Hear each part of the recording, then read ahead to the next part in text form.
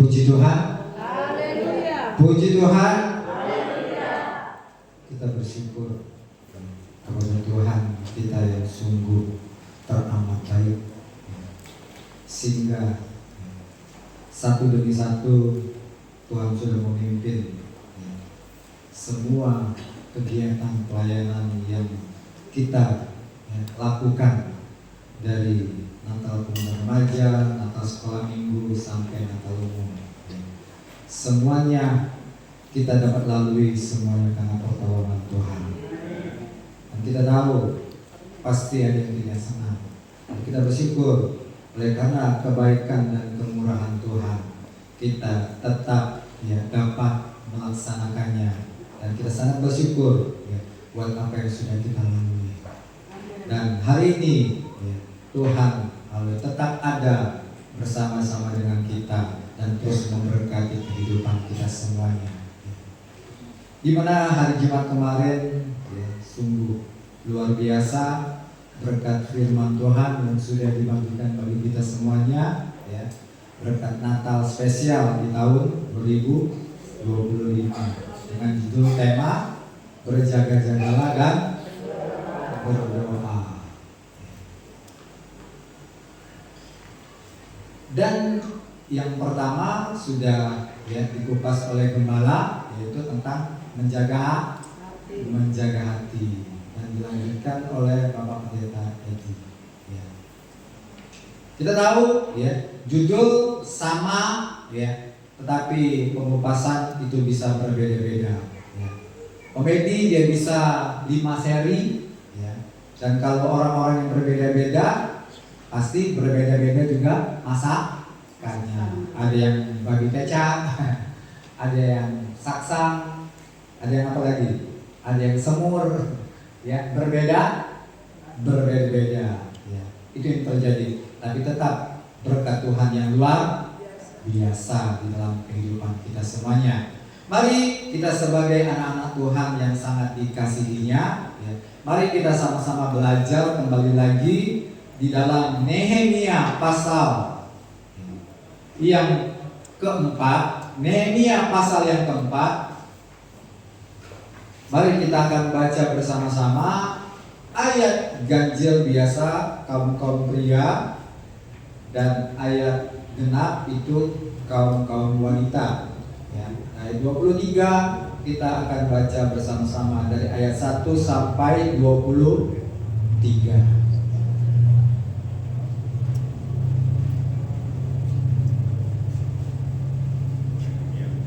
Nehemia pasal yang keempat. Pasal keempat kita mulai dari ayat yang pertama. Sudah semua kaum pria? Sudah, kita akan membaca bersama-sama dari judulnya terlebih dahulu. Kita akan baca di dalam nama Tuhan Yesus Kristus. 2, 3. Kewaspadaan terhadap orang-orang yang menentang pembangunan. Ketika Sanballat mendengar bahwa kami sedang membangun kembali tembok, bangkitlah amarahnya dan ia sangat sakit hati. Ia mengolok-olok orang Yahudi Dan berkata di hadapan saudara-saudaranya dan tentara Samaria, apa yang dilakukan orang Yahudi yang menginap rumah ini? Apakah mereka bertoko sesuatu? Apakah mereka hendak membawa persembahan? Apakah mereka akan selesai dalam sehari? Apakah mereka akan menghidupkan kembali batu-batu dari timbunan puing yang sudah terbakar habis seperti ini? Lalu berkatalah Tobia orang Amon itu yang ada di dekatnya, sekalipun mereka membangun kembali, kalau seekor anjing hutan meloncat dan menyentuhnya, robohlah tembok batu mereka. Ya Allah kami, dengarlah bagaimana kami dihina. Berikanlah kerjaan mereka menimpa kepala mereka sendiri, dan serahkanlah mereka menjadi jalanan di tanah tempat tawanan. Jangan kau tutupi kesalahan mereka, dan dosa mereka jangan kau hapuskan dari hadapanmu, karena mereka menyakiti hatimu dengan sikap mereka terhadap orang-orang yang sedang membangun. Tetapi kami terus membangun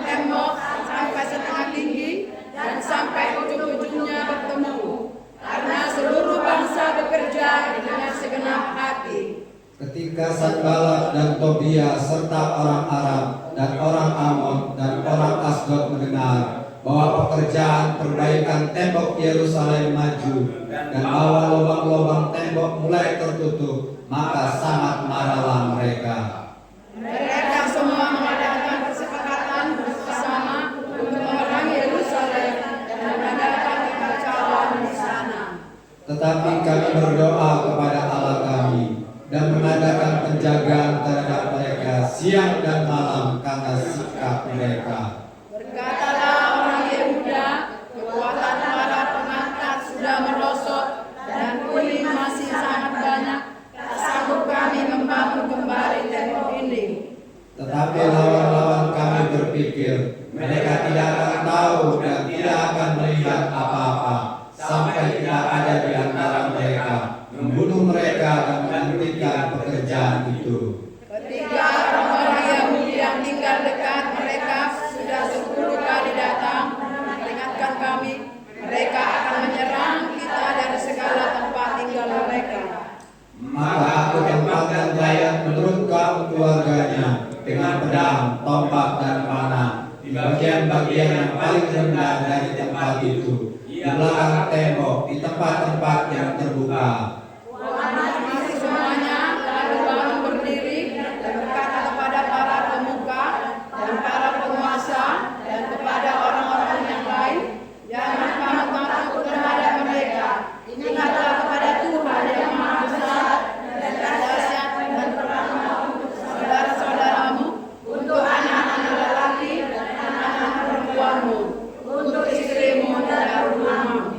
Ketika didengar musuh kami bahwa rencana mereka sudah kami ketahui dan bahwa Allah telah menggagalkannya, maka dapatlah kami semua kembali ke tembok masing-masing ke pekerjaannya. Sejak hari itu, sebagian daripada anak buahku melakukan pekerjaan dan sebagian yang lain memegang tembok, perisai yang panah dan menggunakan baju-baju Irak, sedang berdiri di belakang segenap kaum Yehuda.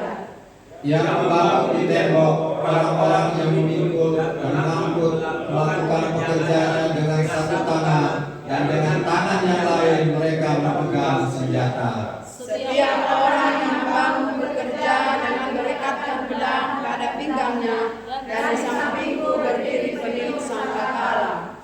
Berkatalah aku kepada para pemuka dan para penguasa dan kepada orang-orang lain, pekerjaan ini salah dan luas, dan kita terpecah pada tembok yang satu jauh daripada yang lain. Dan kalau kamu mendengar bunyi sangkakala di suatu tempat, berkumpullah ke sana mendapatkan kami.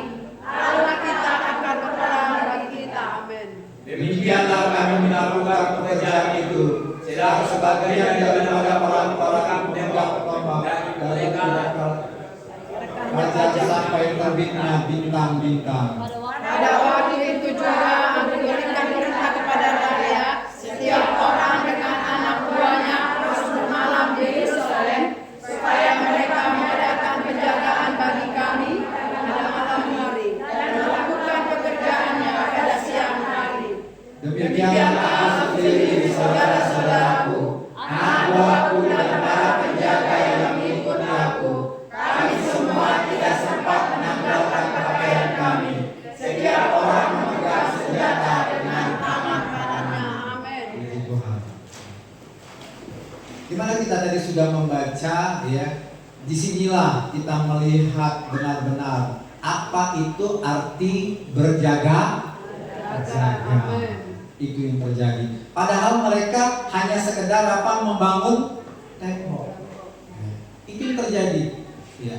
Tetapi, ya, banyak orang-orang yang di luar orang Israel, ya, mereka itu siapa? Sanballat, Tobia, orang Arab, orang Amon, orang Asdod, ya, mereka tidak suka, ya.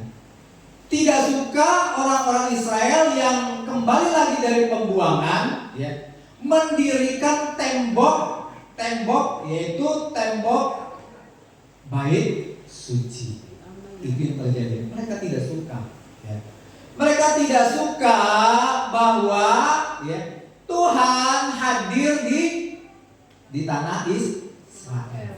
Kembali lagi kepada kedudukannya yang tertinggi.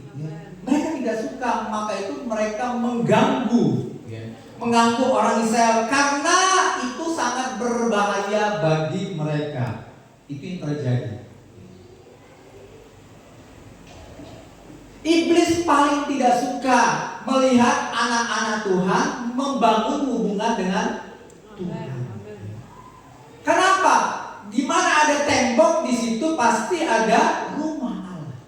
Itu saja. Tembok itulah yang memagari.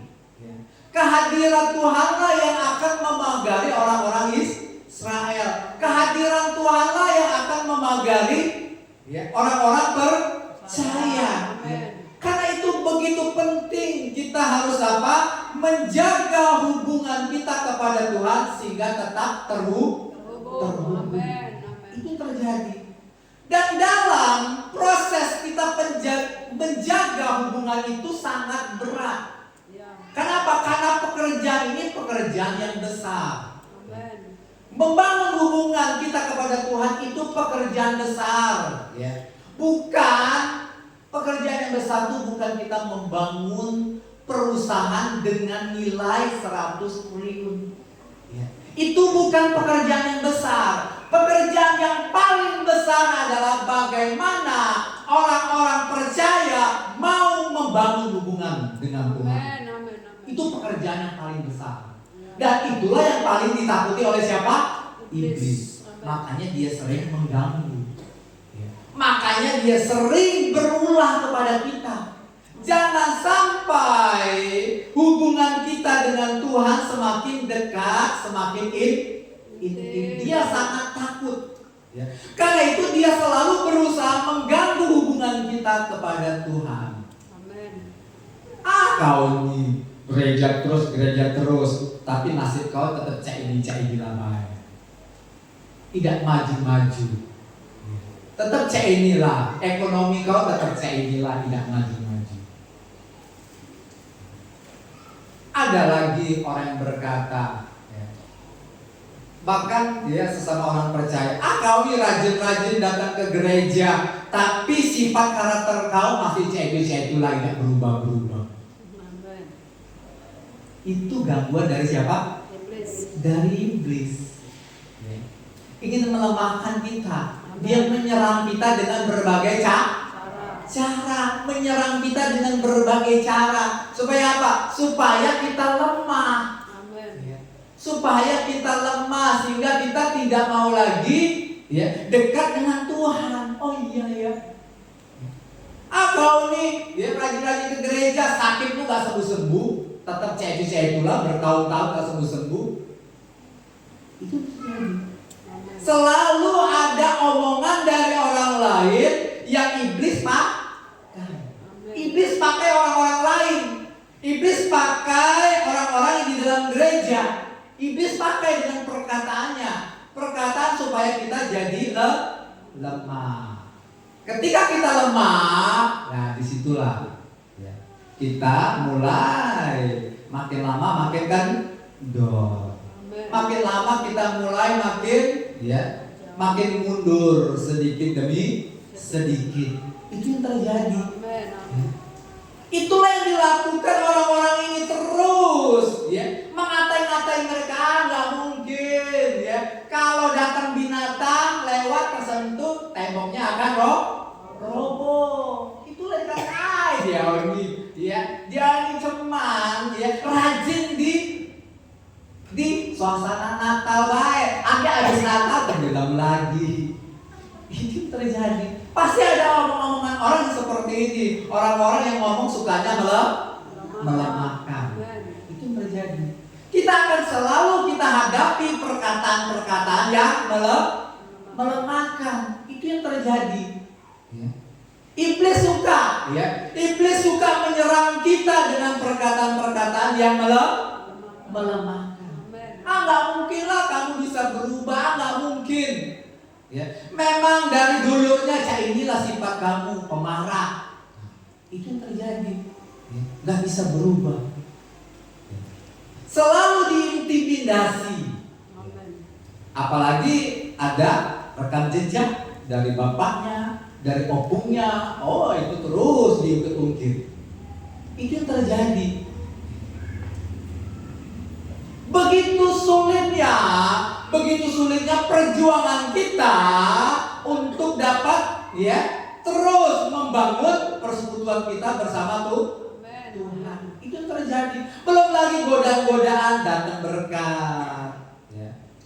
Ayo pilih mana? Berkat bisnis di hari Minggu atau ibadah. Pasti ada datang godaan, rayuan, sehingga kita mulai kendor oleh karena berkat. Itu yang terjadi. Berbagai macam usaha pekerjaan iblis untuk dapat melemahkan, sampai tidak bisa lagi kita melanjutkan pembangunan itu. Itu yang terjadi. Dari yang biasa-biasa sampai yang paling mengerikan. Itu yang terjadi. Dia akan terus menyerang kita sampai pada kenyataannya apa yang dialami oleh orang-orang Israel, mereka mengalami kemerosotan. Sebenarnya mereka tidak mampu. Capek mereka. Itu yang terjadi. Namun apa? Kenapa? Karena satu dengan lain saling membangun. Itu yang terjadi. Sebenarnya fisik mereka lelah fisik mereka. Tetapi oleh karena satu dengan yang lain saling membangun, sehingga terjadi apa? Terjadi kekuatan yang baru. Itu yang terjadi. Mereka alami. Mereka sebenarnya bisa menyerah, tetapi oleh karena ada orang yang lain bersama-sama untuk saling membangun, memotivasi, sehingga mereka tetap kokoh di dalam Tuhan. Itu yang terjadi. Itu yang mereka alami dari hari demi hari, sampai pada yang paling keren itu apa? Yang paling keren pada saat mereka membangun, tangan yang satu memegang sesuatu untuk membangun tembok itu, tangan yang satu memegang pedang, senjata. Itu yang terjadi. Itu yang sebenarnya harus kita lakukan.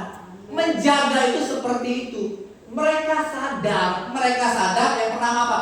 Yang paling penting, misi yang paling besar adalah menjaga hubungan. Itu yang penting sekali. Kesadaran, Roh Kudus bisa menginsafkan kita, menginsafkan kepada kita, sehingga kita dapat mengerti mana yang paling berharga. Mana yang paling berharga?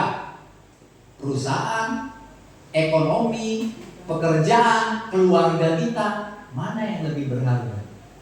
Itu yang terjadi. Atau Tuhan yang paling berharga? Itu terjadi. Mereka sadar bahwa yang paling penting, yang pekerjaan yang paling besar adalah membangun hubungan itu. Karena itu mereka perlu membangun tembok. Itu yang terjadi. Karena mereka sudah sadar, mereka sudah insaf. Kenapa? Kan mereka dari pembuangan.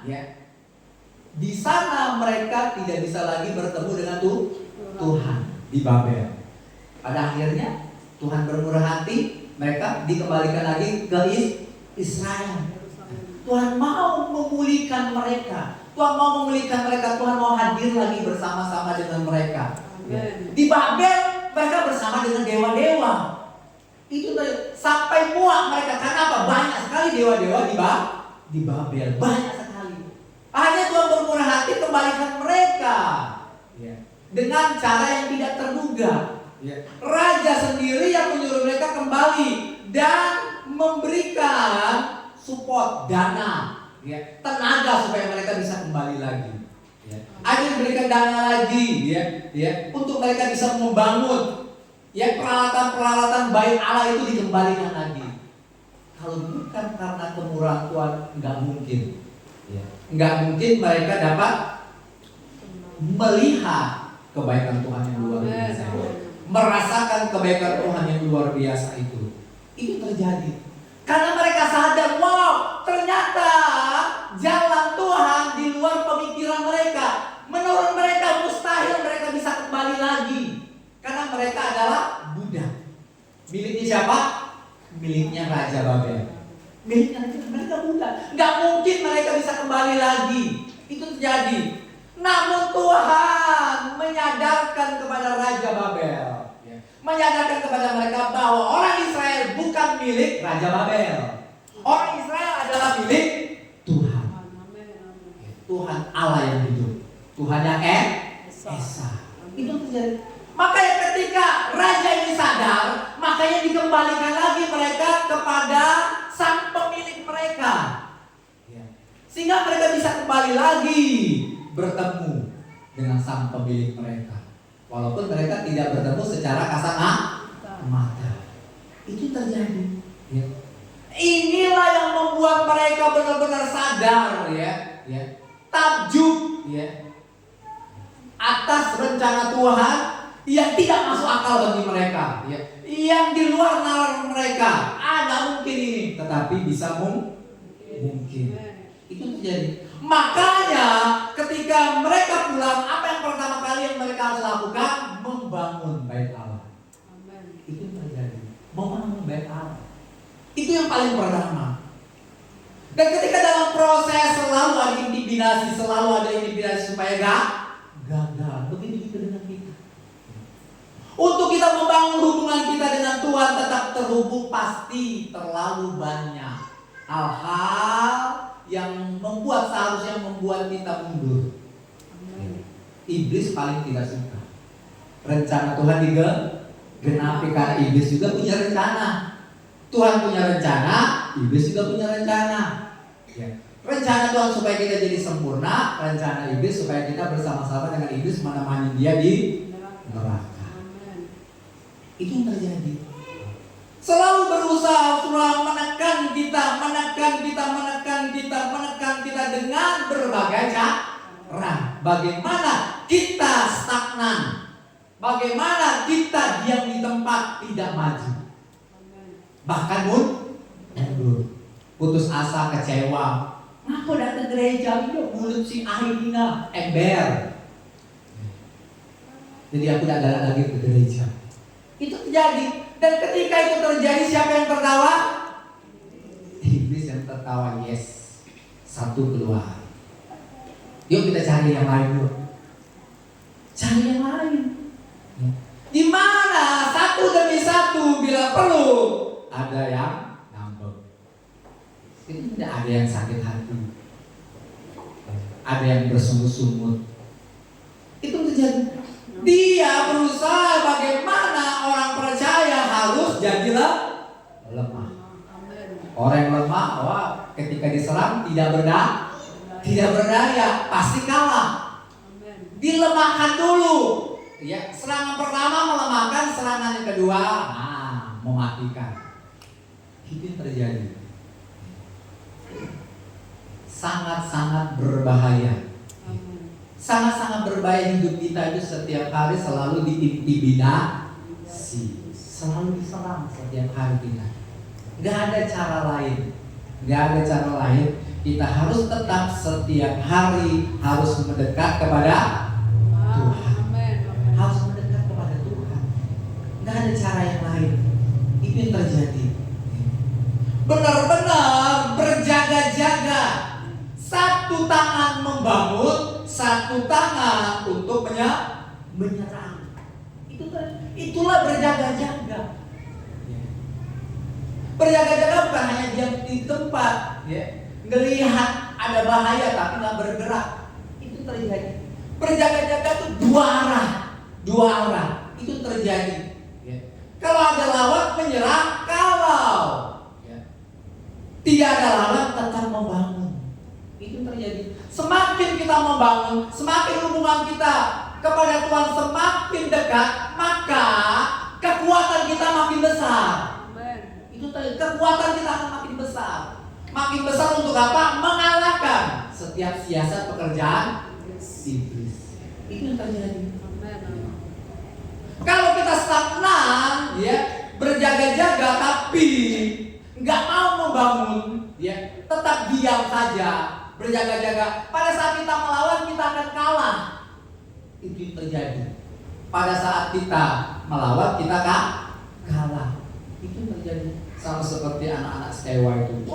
Mereka pikir, ya, ayo kita seperti, ya, rasul ini. Ayo kita lawan iblis itu. Tiba-tiba 7 orang ini akhirnya digagali oleh iblis. Itu yang terjadi. Jangan macam-macam. Itu terjadi. Pekerjaan ini besar. Pekerjaan ini besar. Karena apa? Peperangan kita bukan melawan darah dan daging. Itu terjadi. Peperangan kita bukanlah melawan darah dan daging. Kalau di perjanjian lama memang ada di satu saat mereka disuruh Tuhan menyerang, membunuh. Itu deh. Namun di perjanjian baru tidak ada lagi untuk dapat saling menyerang ataupun saling membunuh satu dengan yang lainnya. Itu terjadi. Lawan kita cuma satu, lawan kita adalah iblis. Ya. Pada saat kita diserang oleh manusia, harus apa kita? Harus tetap sabar. Harus tetap sabar. Itu terjadi. Harus tetap sabar. Kita akan melihat contoh yang lain, yaitu Daud. Contoh yang lain adalah Daud. Apa yang paling disukai oleh Tuhan kepada Daud? Yaitu kita buka di dalam Kisah Para Rasul pasal 15. Kisah Para Rasul pasal 15. Saya akan baca ayat 16. Yuk kita baca bersama-sama saja. Kisah Para Rasul pasal 15 ayat 16. Sudah menemukan? Amin. Kita baca bersama-sama. 2, 3. Kemudian aku akan kembali dan membangun kembali pondok Daud yang telah roboh, dan reruntuhannya akan kubangun kembali dan akan kuteguhkan. Itu yang terjadi. Di perjanjian baru di zaman ini yang Tuhan rindukan apa? Yang Tuhan rindukan kita kembali lagi membangun pondok Daud yang telah roboh. Itu terjadi. Itu kerinduan Tuhan. Membangun lagi hubungan kita dengan Tuhan. Karena pondok Daud itu selalu berbicara tentang kehadiran Tuhan. Kalau Tuhan sudah hadir, siapa yang hadir? Roh Kudus. Kalau Roh Kudus sudah hadir, maka wajib kita membangun hubungan, membangun komunikasi dengan Roh Kudus. Itu terjadi. Wajib kita berjaga-jaga untuk membangun hubungan kita. Memang pondok Daud itu sudah roboh, secara jasmani sudah roboh, tetapi secara rohani Tuhan sudah bangun, sehingga kita jadi bait Allah. Ketika kita sudah jadi bait Allah, maka Roh Kudus tinggal dalam hidup kita. Tinggal apa? Tinggal satu yang kita lakukan, yaitu berkomunikasi, berhubungan. Selalu dengan Roh Kudus. Itu yang terjadi. Itu yang Tuhan mau, yang Tuhan rindukan. Dia sudah memberikan kasih karunia itu kepada kita. Dan semua diberikan melalui pengorbanan Tuhan Yesus di atas kayu salib. Tanpa pengorbanan Tuhan Yesus tidak mungkin kita jadi bait Allah. Itu hanya bangunan saja. Hanya bangunannya pusatnya, tapi berbeda. Sekarang pusatnya kepada tubuh kita. Itu yang terjadi. Teruslah menjaga hubungan itu. Jangan kendor, jangan diam di tempat. Selalu berusaha bagaimana caranya aku tetap maju di dalam Tuhan. Itu yang Tuhan senangi. Itu terjadi. Dan inilah cerita tentang Daud. Cerita tentang Daud. Pengalaman-pengalaman ini. Dan pengalaman mengapa Daud kok bisa punya visi misi. Kenapa? Karena Daud dimulai dari apa? Dari dia suka baca firman. Itu terjadi. Awalnya yaitu kesukaannya adalah merenungkan siang dan malam. Itu terjadi. Ya. Itu awalnya. Maka timbullah iman. Ketika timbul iman, timbullah keinginan-keinginan yang ada pada hati Allah. Dia taruh di hati dan pemikiran Daud. Sehingga Daud jadi suka akan firman Tuhan. Dia suka. Ya. Itu terjadi. Ya. Suka untuk melakukannya. Ya. Itu terjadi. Kalau kita meremehkan firman Tuhan, maka sulit kita menyukainya. Contoh kalau kita datang ke mall, ya, lihat barang, kenapa kita pengen membelinya? Kenapa kita pengen membelinya? Karena barang itu bagus. Satu. Kenapa? Barang itu kuat. Ya. Apalagi? Karena barang itu cantik. Ya. Karena kualitasnya oke. Ya. Atau harganya murah, terjangkau. Ya. Itu membuat apa yang kita lihat membuat tertarik. Ya. Sehingga ketika kita tertarik, kita menginginkannya. Begitu juga. Ya. Kalau kita tidak mau baca Alkitab, atau kita baca Alkitab setengah-setengah, setengah hati, bagaimana Tuhan bisa kasih keinginan-keinginan itu? Keinginan-keinginan untuk melakukan firman Tuhan. Keinginan-keinginan untuk melakukan firman Tuhan. Itu yang terjadi. Dan keinginan-keinginan Tuhan itu ada yang kecil-kecil itu, ada hal-hal yang mudah kita lakukan, ada yang sulit kita lakukan. Ada yang sulit kita lakukan dan ada yang mudah kita lakukan.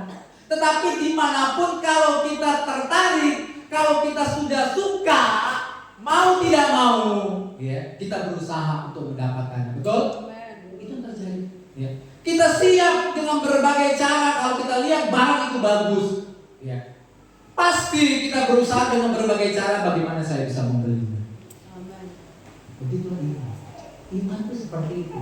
Iman itu membuat kita tertarik, suka. Keinginan yang semakin besar. Itu terjadi. Untuk dapat melakukannya, itu melakukan apa yang dikatakan oleh firman Tuhan. Itulah Daud. Dan ketika Daud setia, ya, dalam merenungkan firman Tuhan, maka apa? Maka dia bertambah. Apa yang kedua ditambahkan oleh Tuhan? Yaitu dia mendapatkan pengurapan. Pengurapan. Masih ingat Operi kemarin ngomong pengurapan itu hanya untuk 3 kategori. Pertama, imam. Kedua, nabi. Ketiga, raja. Hanya 3 kategori ini diurapi. Itu yang terjadi. Hanya 3 ini. Dan Daud menjadi salah satunya. Kenapa? Karena Tuhan sudah taruh keinginan-keinginan yang ada di hatinya Allah. Dia taruh. Kenapa? Daud suka melakukan firman Tuhan. Itu terjadi. Makanya apa? Makanya untuk Daud bisa melakukan firman Tuhan butuh yang namanya diurapi. Ketika Daud diurapi, apa yang terjadi? Roh Tuhan berkuasa atas dirinya. Berarti apa? Daud melakukan pekerjaan yang lebih besar lagi. Itu terjadi. Pekerjaan yang lebih besar lagi. Peperangan yang lebih besar lagi. Itu yang terjadi. Kenapa? Tanpa pengurapan itu Daud tidak akan berhasil. Makanya dia butuh diurapi. Sehingga ketika dia diurapi, Roh Tuhan berkuasa atas dirinya. Itu yang terjadi. Itu di perjanjian lama. Kalau di perjanjian baru berbeda. Tidak ada di dalam perjanjian baru dikatakan pengurapan. Yang ada di perjanjian baru adalah kepenuhan. Itu terjadi. Di perjanjian baru lebih besar lagi. Lebih besar lagi Tuhan berikan, yaitu kepenuhan. Pemenuhan itu diberikan, ya, kepada orang-orang percaya. Itu terjadi. Daud punya 2, ya, 2 yang Tuhan kasih. Satu dia raja, satu dia imam. Itu terjadi. Ya. Daud diberi 2 kepercayaan. Dia raja, dia juga imam. Dia imam di mana? Dia imam di pondok Daud atau di kemah Daud. Dia imam di sana. Namun di satu sisi kan ada 2. Ada kemah, ada bait, ada kemah suci. Ada kemah Daud, ada kemah suci. Nah, kalau kemah suci itu yang memegang siapa? Imam-imam, ya, keturunan Lewi. Tapi kalau pondok Daud, kemah Daud, itu imamnya adalah Daud. Itu yang terjadi. Ada 2, ya, ada 2 rumah Tuhan di zaman Daud. Itu yang terjadi. Itulah hebatnya Daud. Tuhan kasih 2 karunia, yaitu karunia imam dan karunia raja. Itu yang terjadi. Mengapa tadi di Kisah Para Rasul dibilang, ya, Tuhan rindu membangun pondok Daud itu. Mari kita baca 1 Petrus pasal 2 ayat 9. 1 Petrus 2 ayat yang ke-9. 1 Petrus pasal 2 ayat 9. Kita akan baca bersama-sama. Kita akan baca bersama-sama. Sudah semua? Amin. Baca 2, 3. Tetapi kamulah bangsa yang terpilih, imamat yang rajani, bangsa yang kudus, umat kepunyaan Allah sendiri, supaya kamu memberitakan perbuatan-perbuatan yang besar dari Dia, yang telah memanggil kamu keluar dari kegelapan kepada terangnya yang ajaib. Kita ini di perjanjian baru sebenarnya sama seperti Daud, ya. Tuhan itu mau menjadikan kita Daud-Daud yang baru. Karena kita terpilih jadi apa tadi? Jadi imamat itu imam. Imam yang apa? Imam yang rajani. Kita ini imam dan raja di mata Tuhan. Itu yang terjadi. Makanya kalau ada orang menyepelekan kita, jangan kita dengerin. Itu bukan saya. Kalau kata Tuhan, saya adalah imam dan raja. Itu dengerin apa kata Tuhan untuk diri kita. Jangan dengerin kata orang. Itu terjadi. Masa depan kita sekarang adalah imam dan raja. Itu terjadi. Makanya imam dan raja harus diperlengkapi dengan kepenuhan. Itu yang terjadi. Makanya apa? Makanya di zaman Kisah Para Rasul itu 120 orang dipenuhkan dengan Roh Kudus. Kenapa? Karena status mereka juga adalah imam dan raja. Kenapa? Karena kita akan melakukan perbuatan-perbuatan yang besar, memberitakan perbuatan-perbuatan yang besar. Itu yang terjadi. Enggak sembarangan kita dipilih Tuhan. Kita dipilih Tuhan untuk melakukan pekerjaan yang besar. Itu yang terjadi. Makanya Tuhan percayakan kita, karuniakan kepada kita kepenuhan. Kenapa? Karena Roh Kudus sudah di dalam diri kita. Itulah yang terpenting. Mengapa kita harus membangun hubungan? Supaya saya dipenuhkan. Supaya saya dipenuhkan. Setiap hari saya dipenuhkan. Karena apa? Karena lawan saya bukan lawan yang enteng. Lawan saya sangat berat. Itu iblis. Itu terjadi. Lawan itu berat.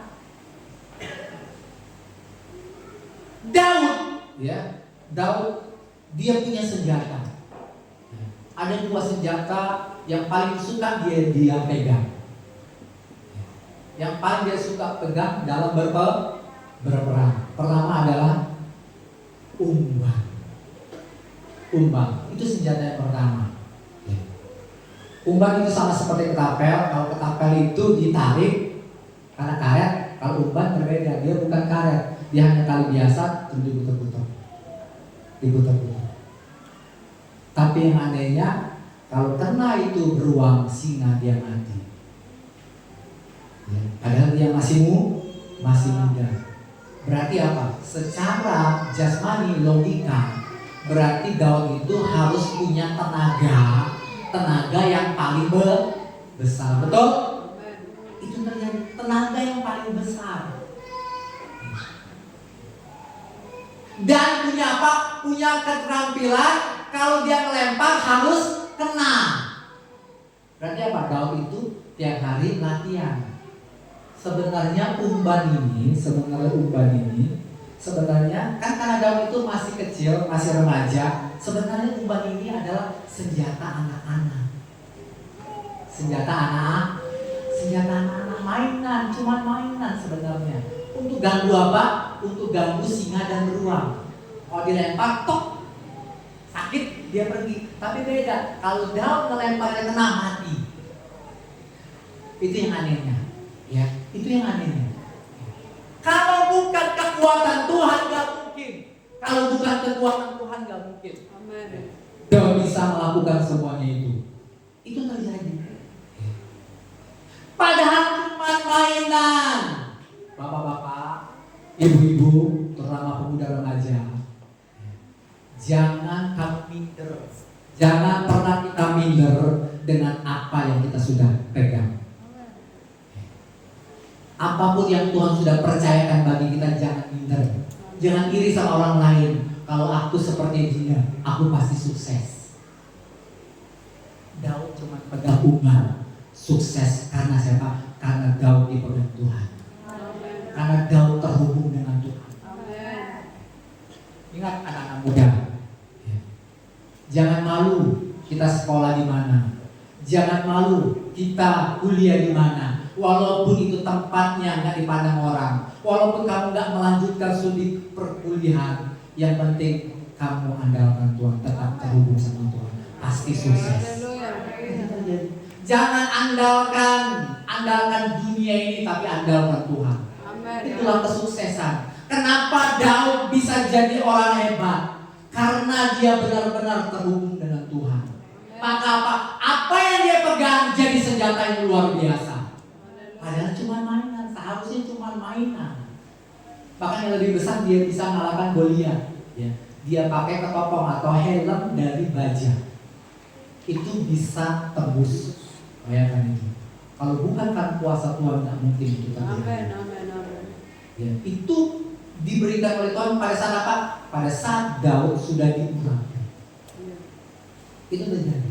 Lebih besar lagi pekerjaan Daud. Ya. Apalagi dia melawan 10.000 orang. 10.000 orang pakai umpan itu. Betapa hebatnya dia. Luar biasa Daud itu.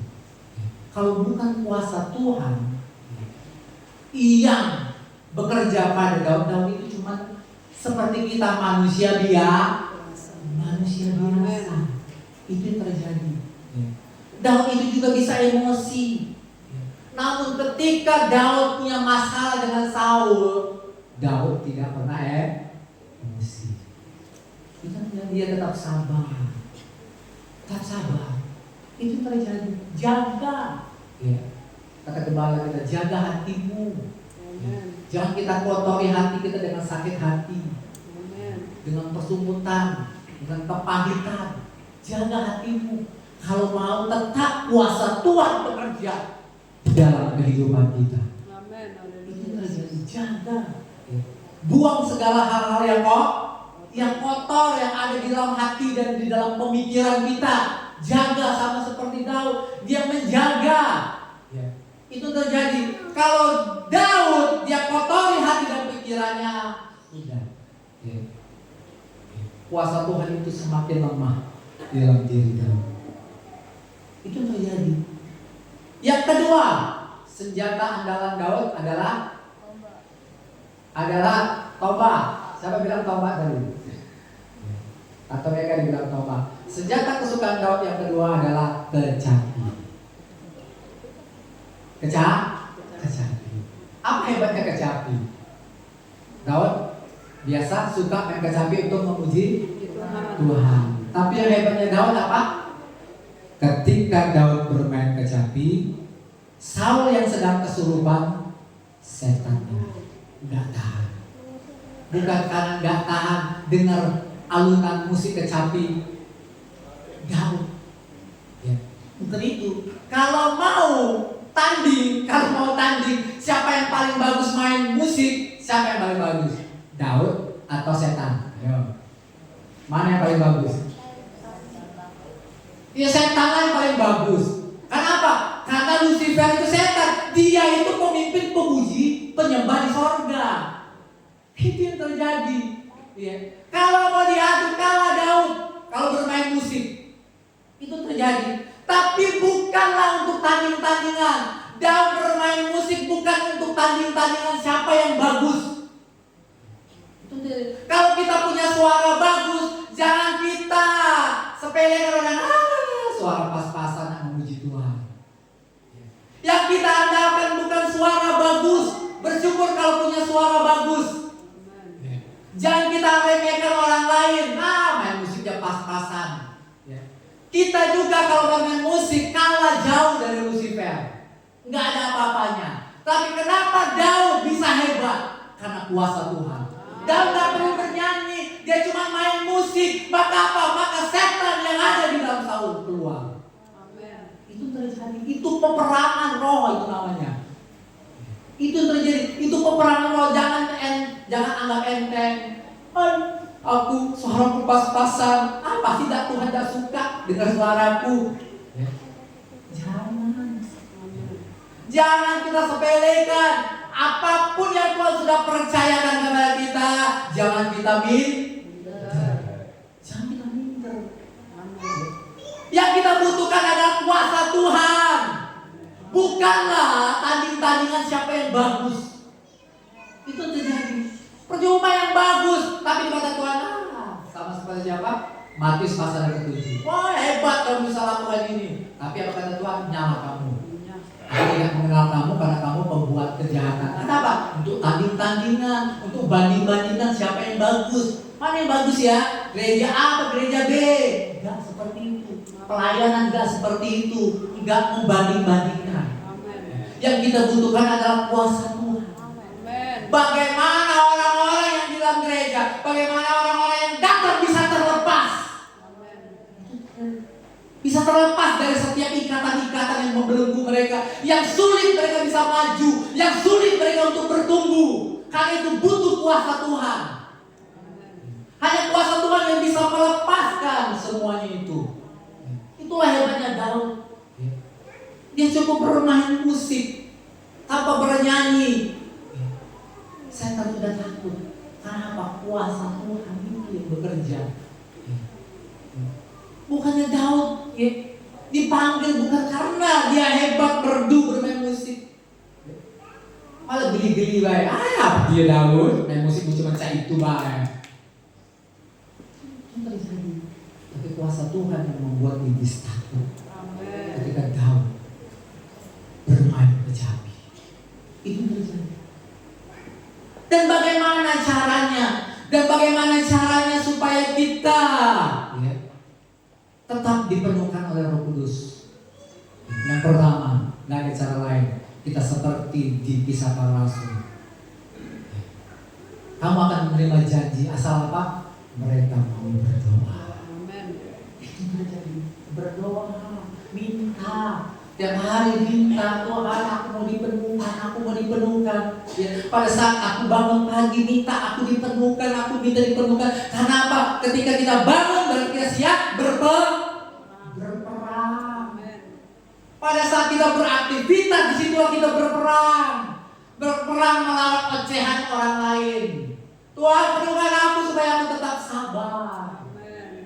Itu terjadi. Supaya aku tetap kuat, gak sakit hati. Gimana caranya Tuhan? Itu terjadi. Makanya kita butuh yang namanya kepenuhan itu. Yang kedua apa? Yang kedua tetap menjaganya. Itu terjadi. Kalau bablas kita bersalah, cepat apa?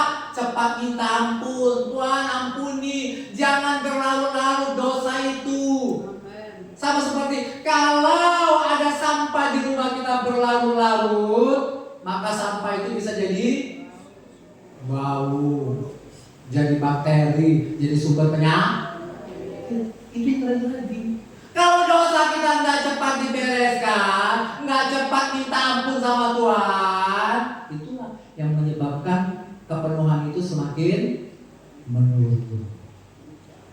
Itu terjadi karena ada yang tidak dibereskan.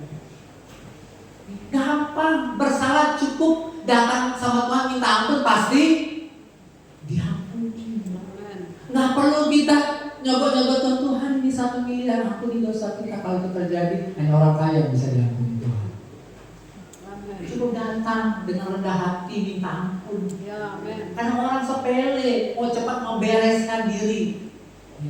Itulah kendala orang sepele, sangat sepele. Ketika berbuat dosa tak cepat dibereskan. Itu yang terjadi. Itulah hebatnya Daud.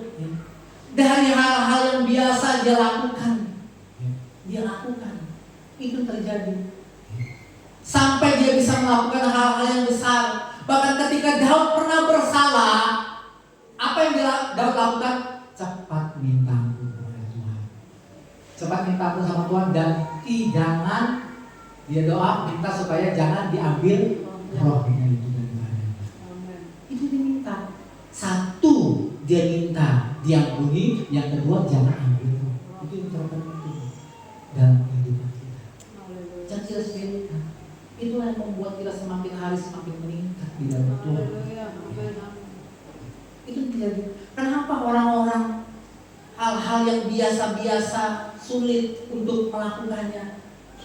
Kenapa? Karena ada dorongan ikut arus dunia ini. Itu yang terjadi. Sama seperti siapa? Kita sudah baca Daniel. Di lingkungan Daniel, makanan-makanan yang dia makan adalah makanan yang najis, yang haram. Namun Daniel dan teman-temannya apa yang dia lakukan? Dia menetapkan dirinya untuk tidak menyentuh apa yang sudah dipersiapkan oleh raja. Dia hanya makan apa? Sayur-sayuran dan buah-buahan, dan tidak minum anggur. Itu yang terjadi. Makanya Daniel dan teman-temannya dipakai Tuhan dengan luar biasa. Itu yang terjadi. Ingat anak-anak muda di terutama wanita. Wah, kalau mau pakai pakaian supaya bisa puji orang, pakai pakaian seksi, pakai rok di atas lutut. Wah, itu pasti dipuji-puji orang. Itu kita punya ketetapan hati. Kita punya pakaian yang kudus. Kita punya pakaian yang kudus. Itu terjadi. Itulah kalau iman itu datang pada kita, maka segala yang kudus itu menjadi hal yang membuat kita tertarik. Hal yang tertarik itu terjadi. Yang saya suka lihat kumpulan orang Batak. Ibu-ibunya, wah kalau sudah arisan siap-siap pakai sarung, bawa selendang, bawa sarung. Itu terjadi. Mereka aja mengerti ketika bertemu dengan satu dengan lainnya. Apalagi kita ketemu siapa? Apalagi kita ketemu Tuhan. Itu terjadi. Kemana aja mau menyambut Tuhan datang aja kita berdiri, benar? Enaknya iman itulah yang memampukan kita, yang menarik hati kita, mencondongkan hati kita untuk kita tertarik. Apa peraturan-peraturan? Itu apa yang menjadi peraturan-peraturan Tuhan? Saya suka itu. Ketika itu sangat berat, kita hadapi, kita butuh apa? Butuh dipenuhkan. Sehingga kita mampu untuk melakukan hal-hal yang paling sulit. Itu terjadi. Itu yang dilakukan oleh Daud. Banyak hal yang paling sulit, namun Daud tetap bertahan. Yang satu dia tanda, dia ngambil istri orang lain. Dia cepat bertobat. Itu yang terjadi. Mari kita sebagai anak-anak Tuhan yang dikasihi Tuhan, ingat pesan Tuhan yang Tuhan sudah taruh melalui Gembala Sinan di tempat ini. Itu rencana Tuhan. Itu rencana Tuhan supaya sebelum kita masuk di tahun 2026 kita sadar, kita siap untuk memperbaiki apa yang kurang pada diri kita. Karena Tuhan suka kita semakin hari semakin diperbaiki.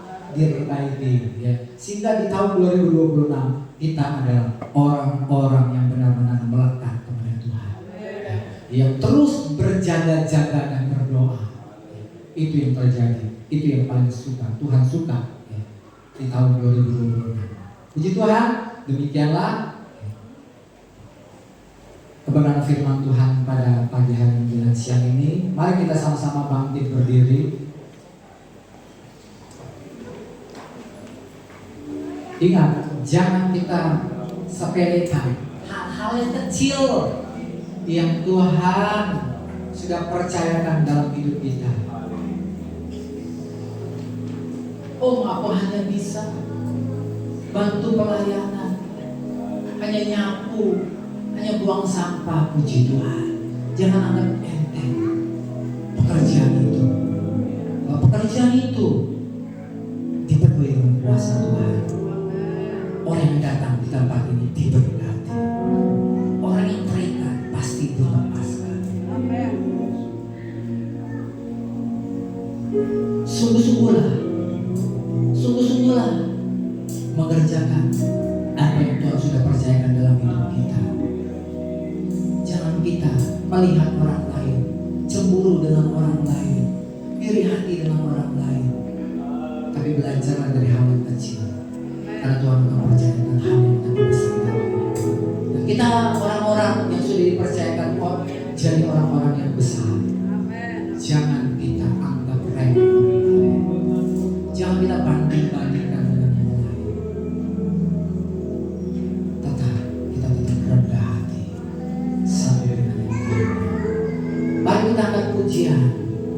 Tuhan hadir di bait kudusnya.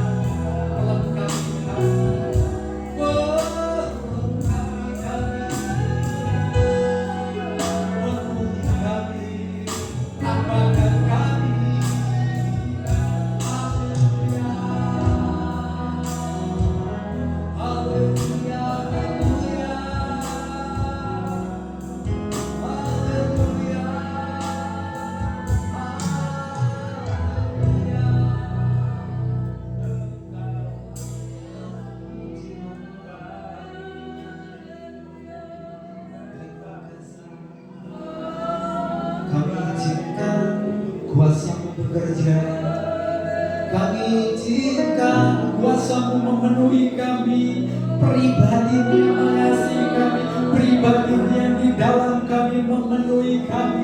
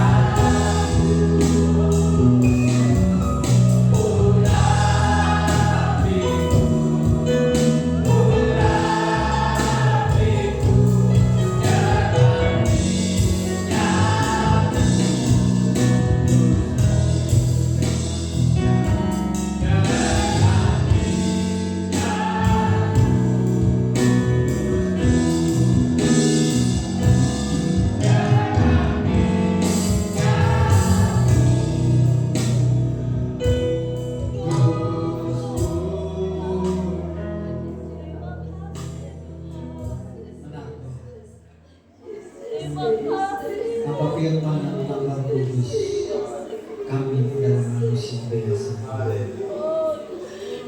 Tidak dapat kami melakukan hal yang kecil pun kami tidak dapat melakukan itu.